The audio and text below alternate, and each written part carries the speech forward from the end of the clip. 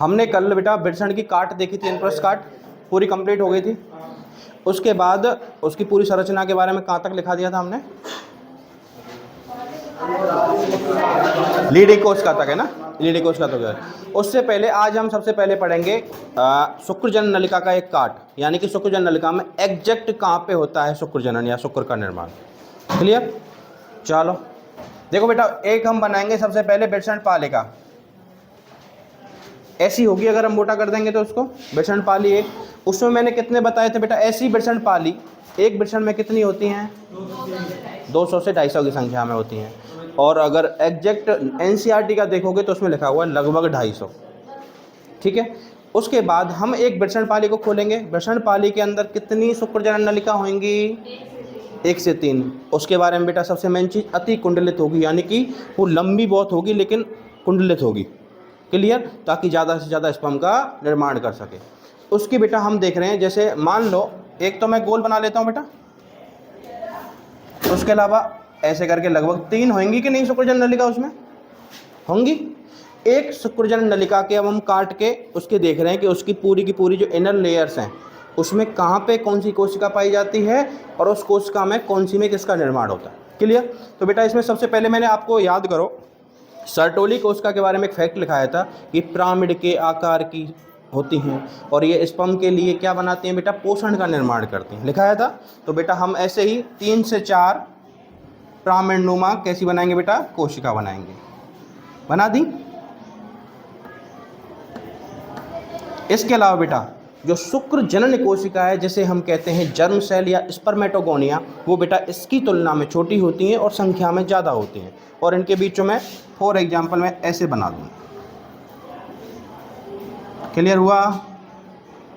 यानी कि जब हम शुक्रजनन नलिका की काट ले रहे हैं तो बेटा उसमें पिरामिड के आकार की कुछ कोशिका होंगी और उसके अलावा कैसी छोटे आकार की कोशिका होंगी। जो छोटे आकार की कोशिका बेटा उनको क्या कहूँगा मैं? शुक्रजननी कोशिका अथवा नरजनन कोशिका या जर्म सेल स्पर्मेटोगोनिया। क्या है बेटा? ये मेरी शुक्रजननी कोशिका।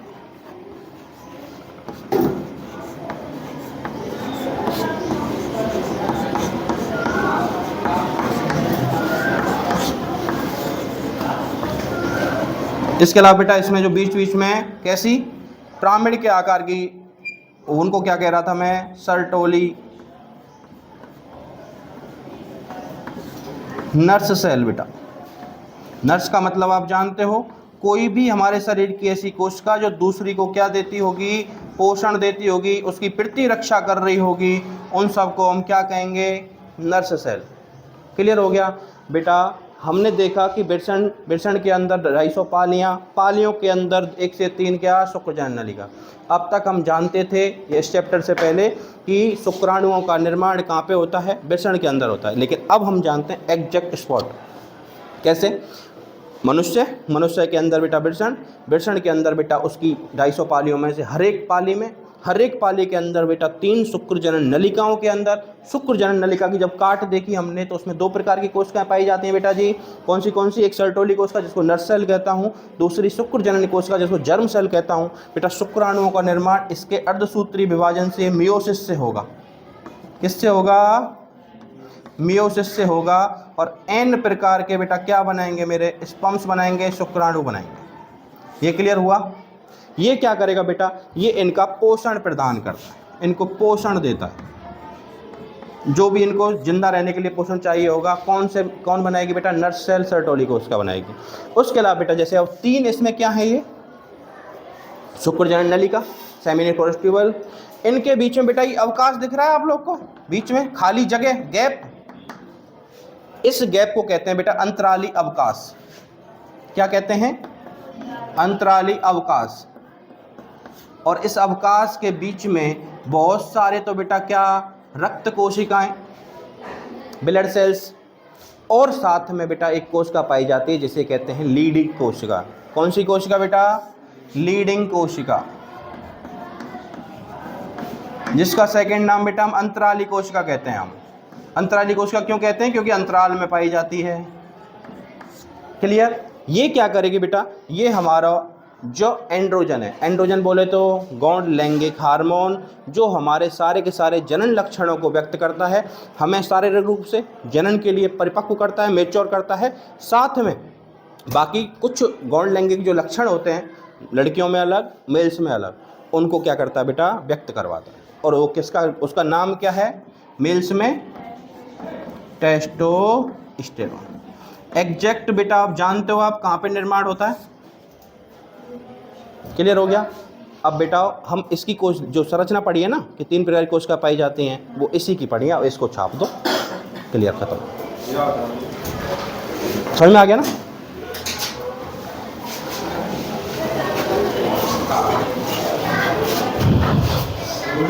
हाँ भैया, हमने बेटा सबसे पहले क्या देखी, टेस्टिज की सारी संरचना देख ली, इंटरनल संरचना, आंतरिक संरचना, उसमें कौन सी कोशिकाएं पाई जाती हैं, एग्जैक्ट कहाँ पे स्पर्म का निर्माण होता है। उसके बाद अब हमने उसका खोल, पाउच जैसी संरचना, उसका क्या नाम है, वृषण कोश, स्क्रोटम। स्क्रोटम और बेटा वृषण जहाँ पे मिल रहे होंगे आपस में बेटा, जोड़ तो रहे होंगे तभी तो उसके अंदर टिका हुआ है। उसी जगह पे एक विशेष प्रकार की बेटा पेशी, मसल्स पाई जाती हैं। उस मसल का क्या नाम है, डार्टोस पेशी। इसका काम क्या है बेटा, कि कई बार क्या होता है, जैसे गर्मियों में वृषण कोश पूरा बिल्कुल लूज रहता है, लेकिन सर्दियों के टाइम पे वो टाइट हो जाता है, और जो वृषण है बेटा वो शरीर के बिल्कुल टच हो जाते हैं। रीजन कि उसको चाहिए हमारे बॉडी से 2 से 2.5 डिग्री सेल्सियस कम, यानी कि लगभग 35 साढ़े 35। लेकिन विंटर सीजन में बेटा बाहर का भी टेम्परेचर उसको डाउन करेगा, तो उसे ज़्यादा टेम्परेचर चाहिए होगा थोड़ा, तो बेटा वो क्या करेगी, डार्टोस कोशिका उसको क्या करेगी, उत्कर्ष करेगी। उत्कर्ष मतलब उठाना, अवनयन मतलब नीचे लाना, तो उसको उत्कर्ष करेगी, उसको ऊपर उठाएगी और देह गुहा के, उदर गुहा के बिल्कुल नज़दीक ले आएगी, ताकि बॉडी टेम्परेचर से उसका मेंटेन हो सके। तो कौन सी पेशिका कर दी है ये काम। इसके अलावा बेटा कल कुछ टर्म रह गई थी हमारी, जो क्या थी कि मैंने बताया आपको कि वृषण कोश में हमेशा से वृषण बाहर ही नहीं रहते। वृषण कोश की संरचना पहले बन जाती है, लेकिन वृषण बेटा प्रसव से या बच्चे के बाहर आने से 1 से 1.5 या 2 महीने पहले नीचे आते हैं, अवनयन होता है उनको। उससे पहले बेटा परिपक्व के टाइम पे, भ्रूण विकास के टाइम पे कहाँ रहते हैं, वो उदर में रहते हैं। उदर में भी बेटा एग्जैक्ट किडनी के पास में, क्लियर हो गया। तो वहाँ पे से फिर इनका अवनयन स्टार्ट होगा, धीरे धीरे आ जाएंगे। कई बार इन केस नहीं आते वो, तो उसके कंडीशन को बेटा हम एक तो कहेंगे कि अनडिसेंडेंट टेस्टिज, यानी कि डिसेंडेंट का मतलब क्या होता है बेटा, असेंडिंग मतलब ऊपर जाना, डिसेंडिंग मतलब नीचे आना, तो अनडिसेंडिंग मतलब नीचे आए ही नहीं, अनडिसेंडिंग टेस्टिज इसको कह देते हैं। इसके अलावा बेटा साइंस में एक लैंग्वेज यूज करते हैं इसको, क्रिप्टोचाइडिज्म। कौन सी, क्रिप्टोचाइडिज्म, कीटोचाइडिज्म बोल देते हैं, क्रीटोचाइडिज्म बोल देते हैं। इस प्रोसेस का मतलब है कि बच्चे में वृषण नीचे नहीं आए।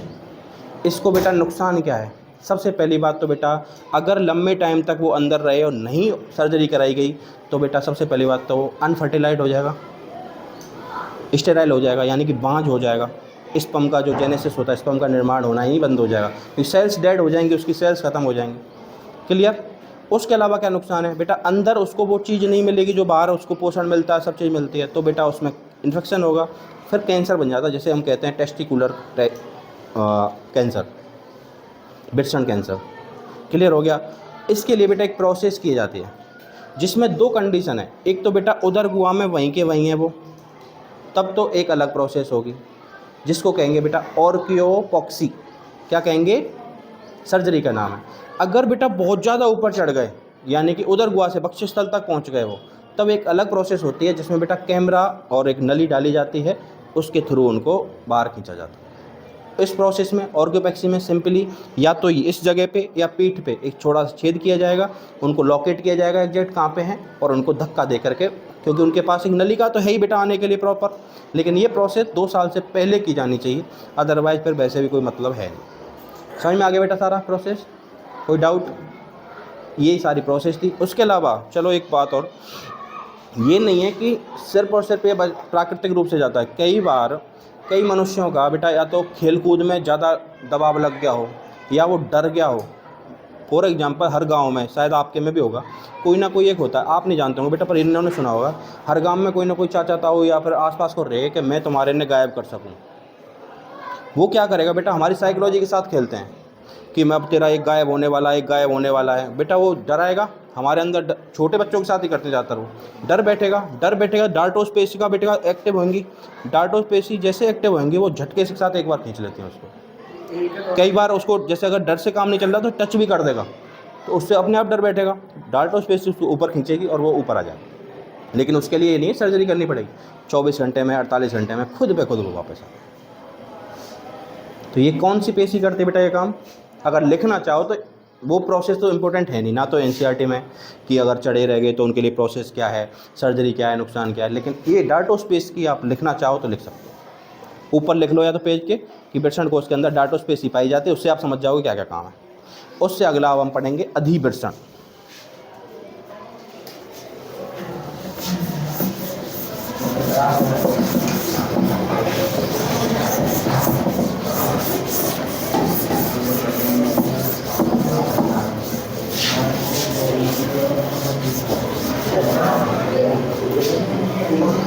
लिखो भाइयों, अब लिखो बेटा अगली हेडिंग अधिवृषण। हाँ जी, वृषण खत्म, वृषण के अंदर का सारा खेल खत्म। अरे यार एक चीज और बता देता हूँ, वो क्वेश्चन 1 नंबर का आता ही आता है आप लोगों का। बाई चांस पूरी की पूरी वृषण की संरचना याद ना रहे तो इन नलिकाओं का क्रम याद कर लेना, क्योंकि हमेशा 1 नंबर में आएगा कि शुक्राणुओं का पथ क्रम से जमाइए। उल्टी सीधी कोशिकाओं का नाम दे देगा, डक्ट का नाम दे देगा। तो उसमें बेटा हम एक ही बार में सारा अध्ययन कर लेते हैं। एक हेडिंग डाल लो छोटी सी, शुक्राणुओं का पथ या शुक्राणुओं का मार्ग।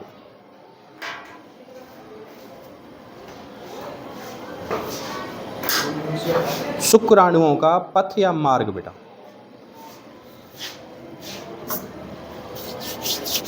अब ध्यान दे रही हूँ लिखने के बाद हैं। देखो सबसे पहले बेटा कहाँ पे बनी, मैं शॉर्ट में लिखूंगा टर्म, कहाँ पे बनती है हमारे शुक्राणुओं का निर्माण। स्पर्मजेनेसिस कहाँ होता है, टेस्टिकुलर बैग स्पर्मेटोगोनिया में या फिर स्पर्मेटोट्यूबुल्स में। क्लियर, इसको शॉर्ट में ST लिख सकता हूँ मैं, लिख दूँ या हिंदी में लिखूँ? देखो ऐसे लिखता हूँ ST, इसका मतलब हो गया बेटा स्पर्मेटिक ट्यूबुल्स यानी कि शुक्र जनन नलिका, क्योंकि शॉर्ट में जाए वो ज़्यादा बेटर रहे। या फिर तुम लिखना चाहें तो लिखो यार शुक्र जनन नलिका।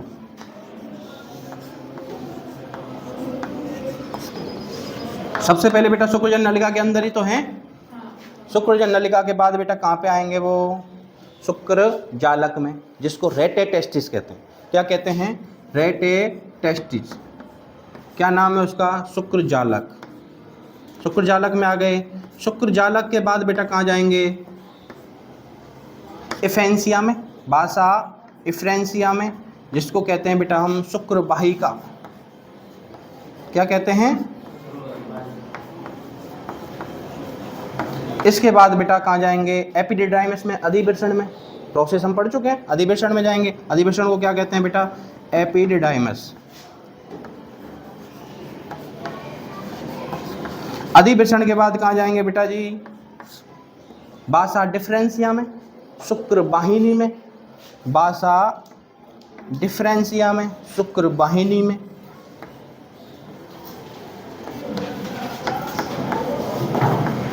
शुक्र वाहिनी से सीधे जाएंगे बेटा कहाँ पे? सेमिनिफोरस वेसाइकल यानी कि शुक्राशय जिसे बोलते हैं हम, SB में यानी कि शुक्राशय में।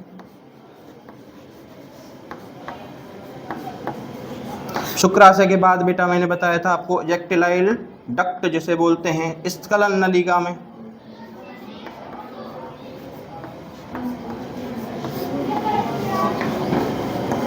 स्खलन नलिका के बाद बेटा सीधा यूरेथ्रा। यूरेथ्रा बोले तो जो मूत्र जनन नलिका, दोनों का कॉमन काम करती है बेटा। उसके बाद बेटा सीधा पेनिस। पेनिस का सबसे आखिरी छिद्र जो होता है उसे कहते हैं मूत्र जनन छिद्र, यानी कि दोनों के दोनों जो चीज़ें हैं, यूरिन भी और स्पर्म भी, स्पर्म के मतलब सीमन भी, एक ही छिद्र से निकलता है, उसे मूत्र जनन छिद्र कहते हैं। उसके थ्रू बाहर। क्लियर? शिश्नमुंड के ऊपर एक छिद्रनुमा संरचना होती है जिसको मूत्र जनन छिद्र कहते हैं, उसके थ्रू बाहर। ये बेटा एक बार ध्यान से याद कर लियो कि 1 या 2 नंबर कन्फर्म यही एक चार्ट दे जाएगा तुम लोग। क्वेश्चन आएगा जैसे आपको 5 से 6 नीचे नाम दे देगा कि इनको क्रम से जमाइए, शुक्र जनन का पथ क्या है, शुक्राणु कहाँ से कहाँ तक जाते हैं, उनको क्रम से जमाना होता है। या फिर पूछ लेगा सिंपली 2 नंबर में कि शुक्राणुओं का मार्ग या कहाँ से कहाँ तक जाते हैं, इसको समझाइए शॉर्ट में, संक्षिप्त में।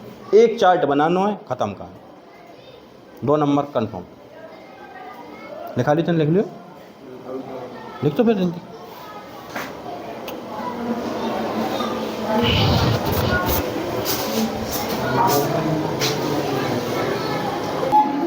हमारी बेटा अगला पार्ट है अधिवृषण एपिडिडाइमिस, उसके बारे में लिखो।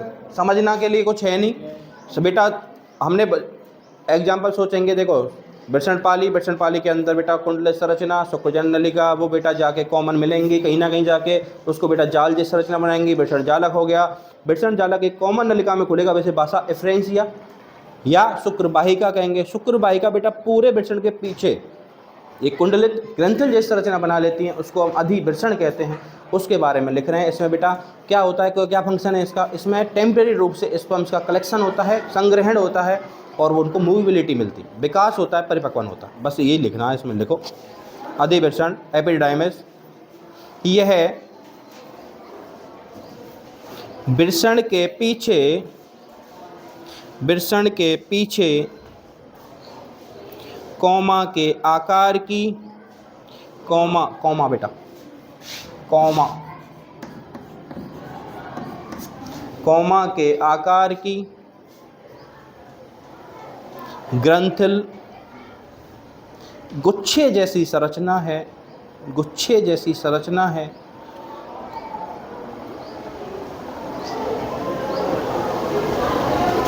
समझ गया बेटा। नेक्स्ट पॉइंट इन दिस,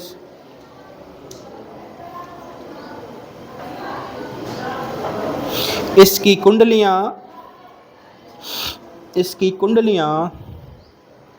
संयोजी ऊतक द्वारा आपस में जुड़ी होती हैं।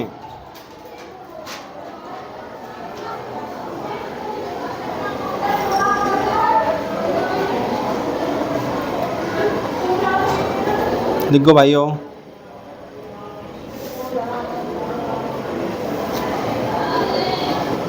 नेक्स्ट पॉइंट इन दिस, इसमें शुक्राणुओं का अल्पकाल के लिए संग्रहण होता है, काल के लिए संग्रहण होता है।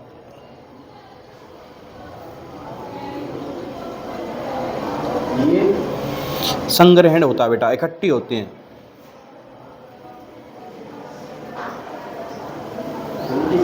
हाँ भैया, कहा ना, जैसे बनने के जस्ट बाद कुछ टाइम के लिए रहेंगे कि उनको मोबिलिटी मिल जाए। जैसे पैदा हुआ, जिसको पिरपक्षु बोलते हैं, जिसको पिरसु बोल देते हैं, फिर शुक्राणु बोलते हैं, फिर शुक्र बोल देते हैं। जैसे वहाँ पे हमने पढ़ा था जब परागण बना रहे थे, परागण बनने से पहले एक प्रोसेस थी, फिर पक्षु कोशिका बोली थी जैसे हमने, वैसे ही इसमें शुक्राणु बनते हैं, जिनको फिर शुक्र फिर शक्रु बोल देते हैं। वो मतलब बेबी होता है एक प्रकार का स्पर्म का। तो स्पर्म के बेटा पूंछ नहीं निकलती तब तक हेड बना होता है, तब उस टाइम पे संग्रह होगा, फिर उसको मोबिलिटी मिलने तक, यानी कि ये चल के जा सके अपने ठिकाने तक, तब तक इसमें संग्रहित होंगे। जैसे उसको मोबिलिटी मिल जाएगी, सीधा शुक्राशय में जाके उनको पोषण मिलेगा, उनको बेटा आगे संरक्षित रहने के लिए काफ़ी सारा द्रव मिलेगा। अच्छा ना इंटर, ये तो बेटा बनते तो पूरे टाइम रहे, डलाओ शुक्राणुओं का निर्माण पूरे टाइम, ऑल द टाइम चलता रहता है हमारा। लेकिन जो हम संभोग करते हैं या इंटरकोर्स करते हैं, उस टाइम पे ये वहाँ से बन के तुरंत नहीं जाएंगे भाई, शुक्राशय से आएंगे, शुक्राशय में इकट्ठे रहेंगे तेरे। शुक्राशय के बाद बेटा जैसे ही हमारा इजेक्टाइल टाइम आएगा, यानी कि स्खलन का समय आएगा, उस टाइम पे जो 2 शुक्राशय हैं, दोनों शुक्राशय की नलिका खुलेगी। नलिका खुलने के बाद बेटा पुश करेगी एक साथ सारे स्पर्म जाने के बाद बेटा फिर उसी टाइम पे प्रोसेस ग्रंथि अपना द्रव भेजेगी, फिर उससे पहले काउपर्स ग्रंथि उस रास्ते को चिकना करेगी, पूरी प्रोसेस होती है, फिर आएंगे वो खत्म। अभी तो बताया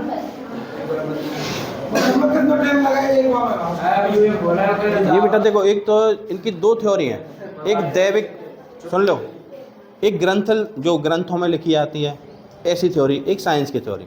साइंस की थ्योरी में सिंपली जो हमारी जर्म सेल्स हैं, शुक्र जनन कोशिकाएं, उनमें बेटा लगातार अर्धसूत्री विभाजन होता रहता है।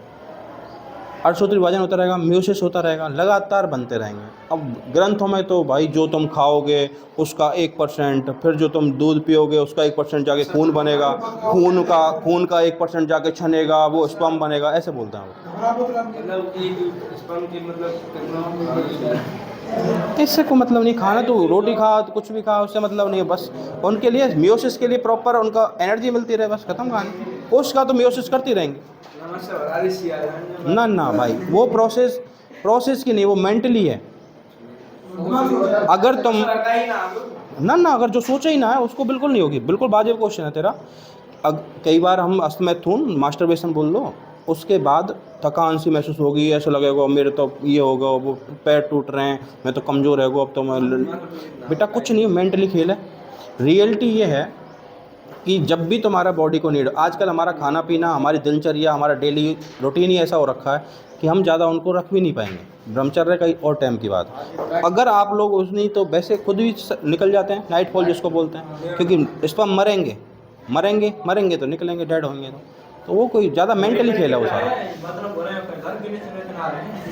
अरे ना, लगातार बनते जाएंगे, टेंशन मत लो, क्या वे खत्म है जहाँ मेरा वंश कैसे चलेगा। ऐसे कुछ नहीं है भाई, लगातार निर्माण होता रहेगा इनका, टेंशन मत लो। लिखो, इनमें अल्पकाल रूप से संग्रहित होता है, संग्रहण होता है। लिख लिया कहाँ तक लिख गया?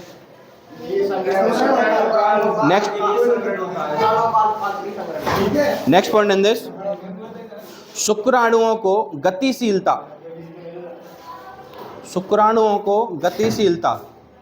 कोष्टक में मूवेबिलिटी, शुक्राणुओं को गतिशीलता, मूवेबिलिटी बेटा,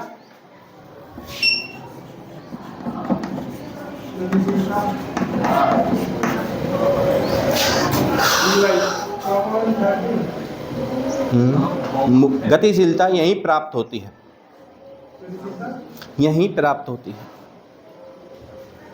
अर्थात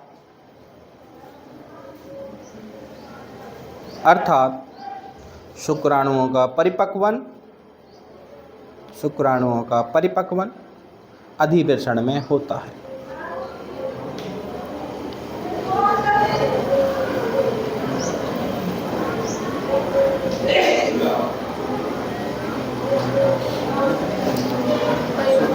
परिपक्वन अधिवेशन में होता है। शुक्राणुओं का अधिवेशन कहाँ तक लिखोगे बेटा? ये लिखो, दे रहा हूँ, मोबिलिटी मिलती है। शुक्राणुओं का परिपक्वन अधिवेशन में होता है, ऐसे लिख दे, या फिर ऐसे लिख दे, शुक्राणुओं का अधिवेशन में परिपक्वन होता है ना, भी कटा थोड़ी है, अधिवेशन में परिपक्वन होता है, एक ही बात है, बात समझ में आनी चाहिए। लिख दो भाइयों, कौन बेटा? हमारा प्राथमिक जननांग पूरी तरह खत्म। अब बेटा हम चलाएंगे डक्ट, जो हमारी क्या थी, सहायक नलिकाएं थी, एसेसरी डक्ट थी, उनको न। फर्स्ट लिखो, छोटी सी पहले तो एक हेडिंग डालो, सहायक नलिकाएं।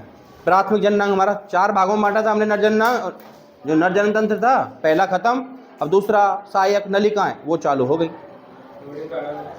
सहायक नलिका छोटी सी हेडिंग, उसके अंदर पहली हेडिंग डाल, सहायक नलिकाएं, या फिर इसमें भी एक लाइन लिखना चाहो तो इसमें भी लिखो। इसके अंतर्गत वो सभी नलिकाएं शामिल हैं, इसके अंतर्गत वो सभी नलिकाएं शामिल हैं जो शुक्राणुओं के बनने के पश्चात शामिल हैं, जो शुक्राणुओं के बनने के पश्चात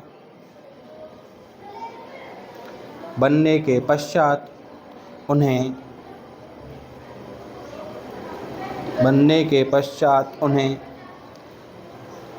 शुक्राशय तक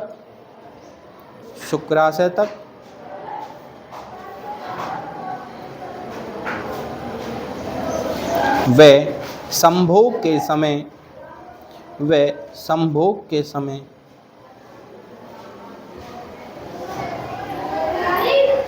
मादा जनन तंत्र में छोड़ने तक, मादा जनन तंत्र में छोड़ने तक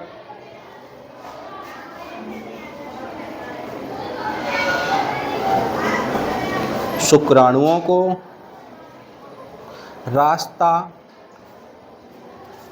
कोष्ठक में पथ उपलब्ध कराती हैं। समझ गए? इसमें बहुत सारी की सारी नलिकाएं शामिल होंगी जो बनने से लेकर के और बाहर उत्सर्जन तक, इजेक्टाइल तक जितनी भी नलिकाएं पड़ेंगी। क्लियर? कहते वो बेटा एक टॉपिक आएगा, एक अलग इसमें आएगा सारा मेंटली खिलाफ। तुम यार किसी भी चीज़ को बहुतायत में, अगर रोटी बहुत ज़्यादा खा लो वो भी नुकसान कर जाए। रियल में साइंस का फैक्ट है कि आज के टाइम पे हमारे खान पीन के हिसाब से अगर आप एक से उम्र के हिसाब से, पहली बात तो हमारी जैसे मान लो 25 की उम्र है, 25 की उम्र तक 1 से 7 दिन में आप 1 से 2 बार कर सकते हो, कोई प्रॉब्लम नहीं। उसके बाद अगर तुम 30 प्लस हो जाओगे तो बेटा लगभग 1 से 10 दिन के अंदर, फिर उसके बाद बेटा 40 तक पहुंच जाते हो। यार आज के टाइम पे पहली बात तो पॉसिबल है ना पावर, क्योंकि हमारे आसपास ना, रोक लो वो बेटा जो स्पर्म होंगे वो तुम्हारे कलेक्ट होते जाएंगे, फिर तुम्हारा प्रोटीन का निर्माण करेंगे, बॉडी का हिस्सा बनते चले जाएंगे। बस क्षमा रोक दी बेटा यार।